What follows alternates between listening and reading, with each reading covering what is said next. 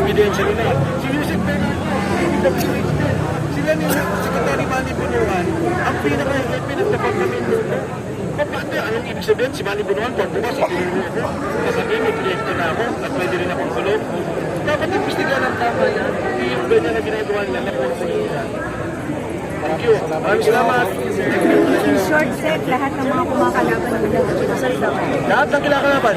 40 na kami ngayon na may kaso. 40 ha, ng lahat ng kumikilos. Wala itong ginagawang masama. Nagsasalita lang, nagrarally, kumikilos. Doon sa flood control issue, ang totoong nakakulong lang 6. May kaso 6.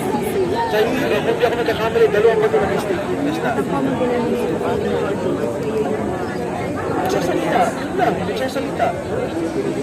Pero cyber libel yun, compared yun, plunder. Kami naman Kuleta. Si Kuleta, isang plunder, ako 2. Yung grade sa May Ortigas, nakasipin ng Kuleta ng plunder.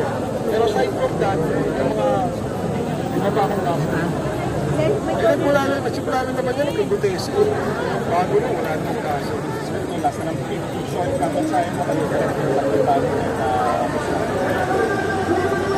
ito yung institusyon ng ating gobyerno. Particular muna, no, kung direktang nakita. Si kay Direktor Matibag, wala siyang ginawa para sa korupsyon. Wala siyang investigahan.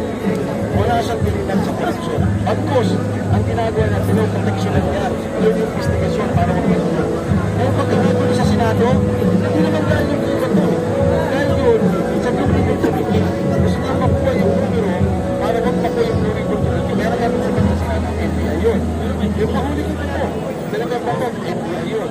Kaya mo, ginagamit yung mga ahensya, yung mga Indian Marines, sinasabi na ng NBI, ako sa lang test na sila ng NBI.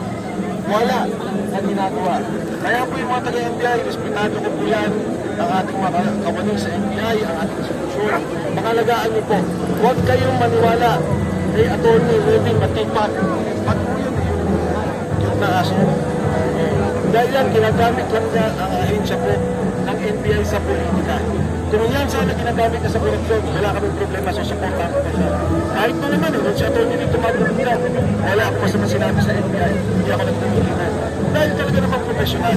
Pero may alatang at kita-kita yung paggamit. Tsaka napakayabang, nakita niyo pati yung mga senador po sa niya, nasaan ang babae niya. Siya mismo, meron silang flood control dun sa kanyang distrito. Doon naman sa ombudsman, yan ay constitution ng mandated body. Ombudsman na yan Dapat again, huwag i-weaponize. Dahil yan, sa lahat ng ahensya, independent yan. Dapat na sa ligang batas. Dapat natin pakalagaan responsibility dapat ang ahensya yan. So ngayon nga, nakakalungkot, nagagamit kami sa politika. Kaso namin ni Senator Marcoleta, yan na naman yan. Tapos kung dapat kasan, sinabi naman, yung mga senador, kakampi na, magkalaban, Okay.